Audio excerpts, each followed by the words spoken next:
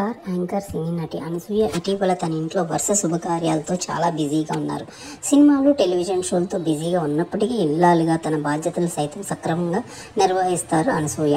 తీరిక దొరికినప్పుడల్లా తన భర్త, పిల్లలు, కుటుంబంతో గడిపేందుకు రంగమంతా ఇంట్రెస్ట్ చూపిస్తుంది.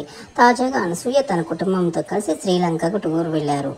ఇక హైదరాబాద్లో ఒక ఖరీదైన ఇంటిని కొనుగోలు చేసిన అనసూయ భరద్వాజ్ తన అభిరుచులకు అనుగుణంగా అందులో మార్పులు చేర్పులు చేసి గృహప్రవేశం చేశారు.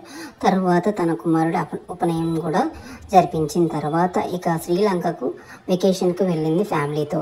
ఇక మొదటి రోజు అయితే తను అదే శక్తిపీఠాల్లో ఒకటైన ట్రికోలం శంకరదేవి శక్తిపీఠాన్ని సందర్శించారు.